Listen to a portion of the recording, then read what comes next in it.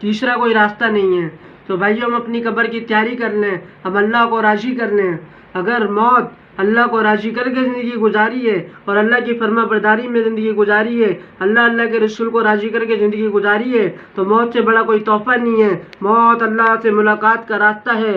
لیکن اگر اللہ کے رسول کو زندگی ناراض کر کے گزاری ہے اور اللہ کی نافرمانی پہ زندگی گزاری ہے، اللہ نے جن چیزوں سے منع کیا ہے ان چیزوں سے ہم نہیں رکے، جن کا حکم دیا وہ ہم نے نہیں کیا، تو ہم اللہ کو ناراض کر کے زندگی گزاریں گے، اور موت پھر اللہ سے جو ہے وہ ایک خوفناک چیز ہو جائے گی۔ موت یا اگر اللہ کی زندگی گزاری ہے، اللہ والی زندگی گزاری ہے، اللہ رسول کو اپنی زندگی کے سامنے رکھ کے گزارا ہے، تو موت اللہ سے ملاقات کا راستہ ہے۔ موت اللہ سے ملاقات لینے کا راستہ ہے، اللہ سے ملنے کا راستہ ہے۔ عبداللہ بن حذیفہ رضی اللہ عنہ کو آگ میں ڈالنے لگے رومی، تو رونے لگے، تو بادشاہ کو بولے کہ رو گئے، ڈر گئے موت سے، تو بادشاہ کے پاس لے کر جایا گیا۔ بادشاہ نے کہا ڈر گئے ہو؟ کہا موت تو ہماری اللہ سے ملاقات ہے۔ صحابہ کا ایسا یقین تھا کہ مرنا اللہ سے ملاقات ہے، تو کہا بادشاہ موت سے نہیں ڈرا، موت تو اللہ سے ملاقات ہے، اللہ سے ملنے کا تعلق ہے۔ کہا اس وجہ سے میں رویا ہوں، آج میری ملاقات، آج میرے مرنے کا وقت ہے، آج میں بے بس ہوں کہ میرے جسم پہ جتنے بال ہوتے اتنی میرے پاس جانیں ہوتی، اور ایک ایک جان کو اللہ کے راستے پہ قربان کرتا۔ تو اس بادشاہ کی آنکھوں میں عبداللہ بن حذیفہ کی اس بات سے آنسو آ گئے، اور بادشاہ نے کہا اے عبداللہ بن حذیفہ میرا چہرہ چومو اور میں آپ کو آزاد کرتا ہوں۔ تو صحابہ کو یہ تھا کہ ہم اللہ سے مل جائیں۔ صحابہ نے اپنی جان، اپنے مال، اپنے وقت سب اللہ رسول کے لیے قربان کر دیا۔ اور ابو بکر صدیق رضی اللہ عنہ اور عمر رضی اللہ عنہ تبوک کے موقع پہ اللہ کے نبی صلی اللہ علیہ وسلم نے فرمایا کہ سب مال جمع کرو جنگ کے لیے، تو عمر رضی اللہ عنہ لگے رہتے تھے کہ میں کبھی ابو بکر صدیق سے سخاوت میں آگے نکل جاؤں، کبھی موقع نہیں ملا، تو تبوک کی جنگ پہ موقع مل گیا۔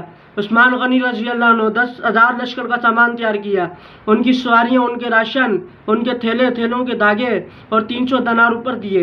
وہ 300 دینار اللہ کی جھولی میں یوں پڑے ہوئے تھے، اللہ کے نبی صلی اللہ علیہ وسلم ان کو یوں کر رہے تھے اور بار بار اٹھا رہے تھے جیسے ہم ہاتھ میں چاول یا چینی اٹھاتے ہیں۔ تو اللہ کے نبی نے فرمایا اگر عثمان آج کے بعد کچھ بھی نہ کرے تو عثمان پہ جنت واجب ہے۔ تو اتنے میں ابو بکر صدیق رضی اللہ عنہ اور عمر رضی اللہ عنہ آ گئے۔ اللہ کے نبی صلی اللہ علیہ وسلم تو جانتے ہیں، اللہ رسول جانتے ہیں کون کیا کر کے آیا ہے، تو اللہ کے نبی صلی اللہ علیہ وسلم نے سوال بدلی کر دیا، اس موقع کا سوال نہیں تھا۔ اللہ کے نبی نے فرمایا ہاں بھائی عمر کیا لے کے آئے ہو، کیا پیچھے چھوڑ کے آئے ہو؟ ہاں بھائی ابو بکر کتنا لائے ہو، کتنا چھوڑ کے آئے ہو؟ اب یہ موقع کا سوال نہیں ہے، لیکن اللہ کے نبی نے اس سوال کو چھوڑ دیا، کیونکہ اللہ رسول جانتے کون کتنا لے کے آیا ہے، کتنا چھوڑ کے آیا ہے۔ تو عمر رضی اللہ عنہ نے فرمایا کہ اللہ کے رسول صلی اللہ علیہ وسلم ایک حصہ لے آیا آپ کے لیے اور ایک حصہ پیچھے گھر والوں کے لیے چھوڑ کے آ گیا۔ تو اب ابو بکر صدیق رضی اللہ عنہ سے پوچھا کہ ابو بکر صدیق کتنا مال لائے؟ کہ اللہ کہ نبی صلی اللہ علیہ وسلم سب لے آیا، جھاڑو پھیر دی۔ تو ابو عمر رضی اللہ عنہ چھلانگ ماری کہ ابو بکر صدیق عمر بھی آپ سے سخاوت میں آگے نہیں نکل سکتا، اور کوئی بھی آپ سے سخاوت میں آگے نہیں نکل سکتا، اور یہاں تک کہ اپنے کپڑے بھی اللہ کے رسول کے نام پہ خرچ کر دیے، اور ایک ٹاٹ تھا ان کو کانٹوں سے سی کے وہ پہن لیا۔ تو جبریل کو اللہ نے بھیجا کہ نبی صلی اللہ علیہ وسلم سے پوچھ کے ہیں کہ ابو بکر رضی اللہ عنہ نے یہ ٹاٹ کیوں پہنا ہوا ہے؟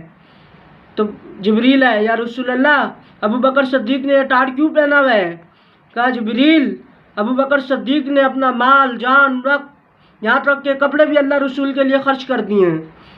تو جبریل نے فرمایا اللہ ابو بکر صدیق کو سلام پیش کر رہے ہیں۔